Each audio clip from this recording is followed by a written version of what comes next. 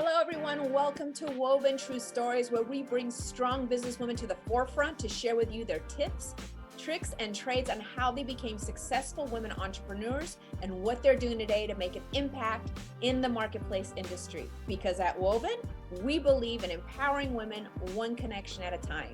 Today, I am excited to present to you Joy Dow. Joyce has always been passionate about education and financial planning and has been part of Northwestern Mutual since 2016, helped over hundreds of clients take action on their financial planning, is also going to be one of our featured speakers at our next Woven event on May 23rd, where we will be discussing on the pillar of finances and building wealth. So Joy, Yes. welcome. Hello. Awesome. Good to be with you. Nice to meet you. Obviously, you had a lot there, and I wanted to share that to our listeners because we know that you have an extensive knowledge and you're going to be giving some really important information to our listeners today, right? Yes. Awesome. Of course. Good. So thank you for coming today. And obviously, we know based on what I shared that you are a financial planner and that your goal is to help high income earners maximize their wealth through tax efficient strategies and planning. So tell our viewers, what inspired you to start your business? Yeah, so my background was originally in education, and throughout college, my dad passed away my freshman year, and he was an independent contractor. He owned his own salon and was self-employed and making really good money at a very successful salon in the Fort Lauderdale, Florida area. And when he passed away, we lost to foreclosure the house that a beach house, like just blocks from the beach, that pretty much everyone in our family would have loved to have kept. And because of his poor planning and not having appropriate amounts of insurance, and his health dwindled, as many people do as they get older, was never able to get more. And so when he passed away, we lost that asset. On the flip side of things, he did have some insurance planning. And because of that planning, while it wasn't enough, it was something that I was very grateful for. It allowed me to study abroad. It allowed me to do things in my life and unlock doors that would have otherwise been closed. And I think that's really just the power of planning. And so I'm really, really passionate about opening people's eyes to what's truly possible in their planning, and potentially blind spots that they might even not be considering because you work in the mortgage and real estate industry, which is super important in finance, but maybe not in the financial planning space. And so I love and am passionate about just educating people about things that they should be thinking about in their planning to just plan for the future. Well, how old are you when that happened with your dad? I was 19. Wow. So obviously knowing the fact that that happened, what an inspiring story that you had a tragedy, which, in your formative years or your teenagers, those things really affect you. And you can go to one end of the spectrum to the other. You chose to use a tragedy from your family to learn from that and be like, okay, how can I make a difference so this doesn't happen to other families in the future? So Right. that's amazing for that. Thank you. So tell me, since you started this business, what has been your biggest obstacle or challenge that you've faced, and how did you overcome that? Yeah, great question. So, we're completely independent contractors. So I work for a Fortune 100 company, Northwestern Mutual, but we're independently practitioners within the company. So, essentially, we're in control of our time and our money, which are two great things to be in control of. But it takes a lot of discipline. And so, one thing that I think was a big obstacle is there would be times that there would be ebbs and flows financially and mentally. And so overcoming those obstacles was really challenging to know, hey, I have to sacrifice things in my personal life or financially that I had to put on the back burner to really grow my business and get in front of people that I was maybe nervous to talk to or call on, friends or family, to let them know that I was doing when I started my practice. But I think ultimately what's allowed me to be really successful in my practice is just the focus on the future versus what I'm doing. I think I've always loved the quote, do today what others won't so you can live tomorrow how others can't. Wow.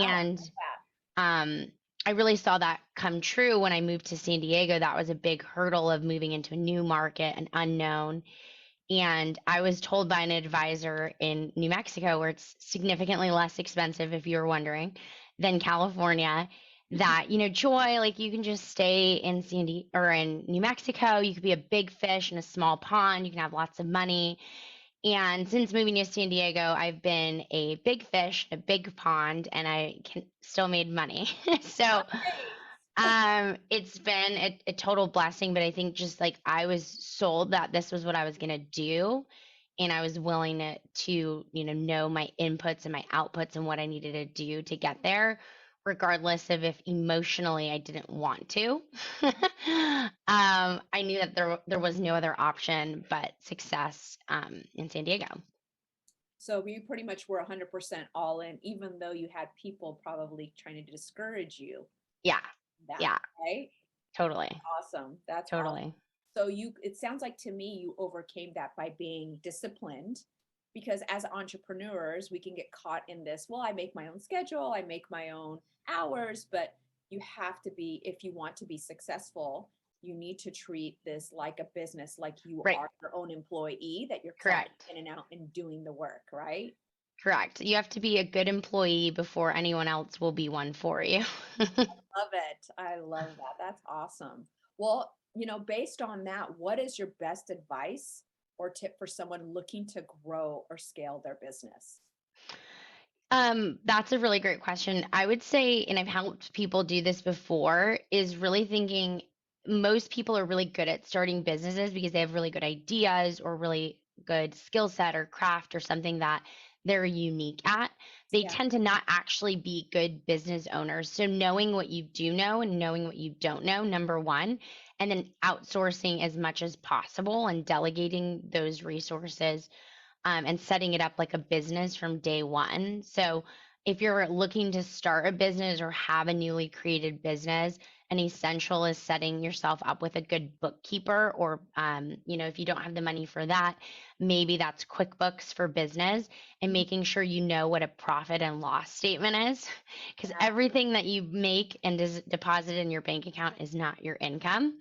Right, some money has to go for taxes, some money has to go for expenses and overhead, those types of things. So that would be number one. And then number two is remember that with that flexibility of making your own hours and having control of your own money, you gave up those really cushy benefits.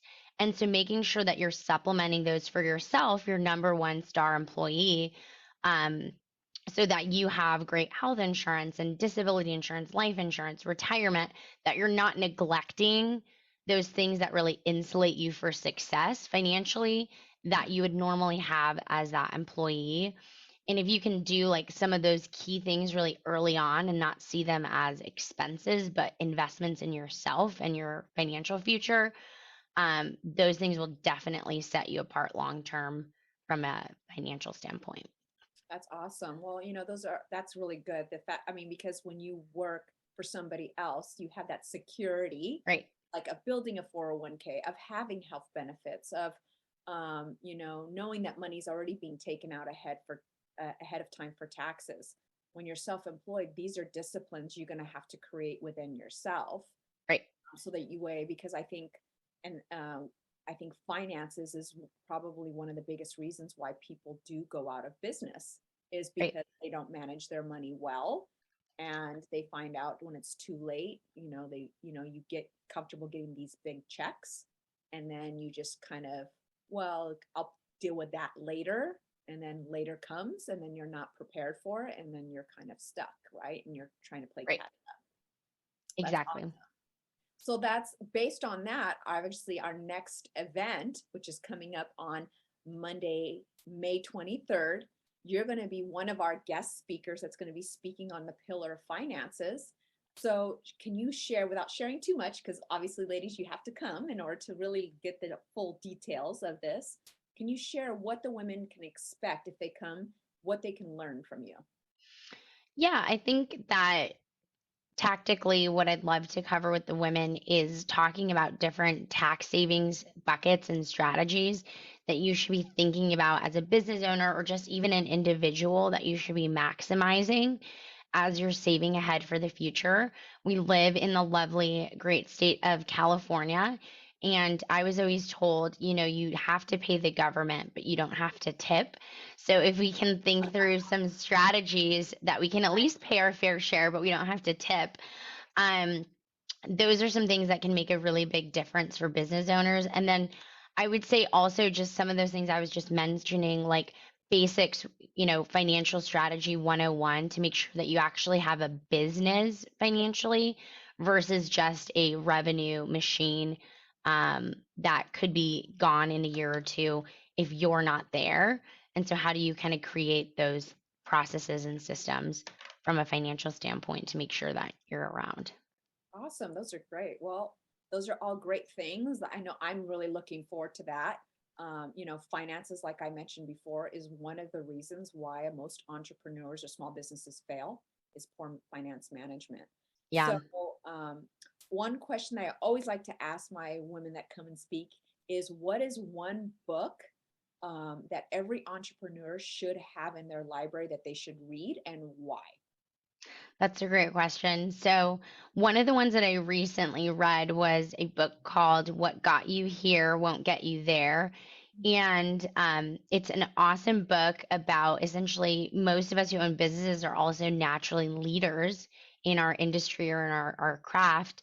And how we sometimes the things that got us there we saw as our strength. Like, oh, I'm super tenacious and I'll go after anything, full speed without thinking, which in some cases might have benefited you, but in Yeah. other cases could be a pitfall because you just ran into something and it fell apart because you didn't do your due diligence or you went into partnership with somebody too quickly. And so it really points out, some things that are strengths, but also could be blind spots that as we really grow and elevate need to be refined and polished to get us to the next level.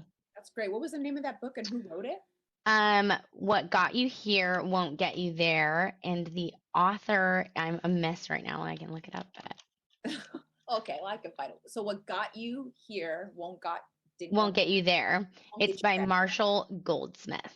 Oh, Marshall Goldsmith. Awesome. Well, that's a great. Thank you so much for that. I love like finding out from different entrepreneurs like what books really inspired them. So thank you for Yeah. sharing that. So that's it for today, ladies. That's just a taste of what to expect at our next event. Please sign up. She's gonna be one of the guest speakers, as well as we have somebody else who's gonna be speaking on cryptocurrency, what that is all about.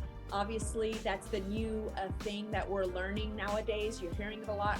There's a lot of misinformation as well as confusion as far as what it is. So I'm excited to be sharing on that as well. Thank you, Joy, for coming today.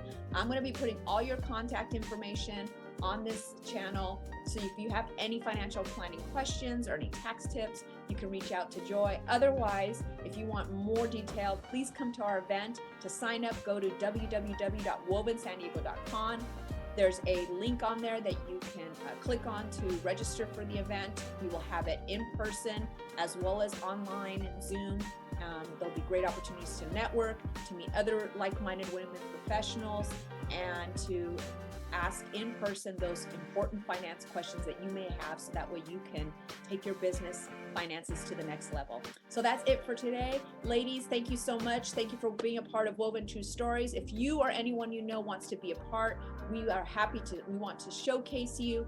Please message me, email me, and I will be excited to just get to share your story out to the world. And thank you, Joy, for today. And Yeah, you're I look welcome. forward to seeing you guys at our next event. Take care. We'll see you there. Bye.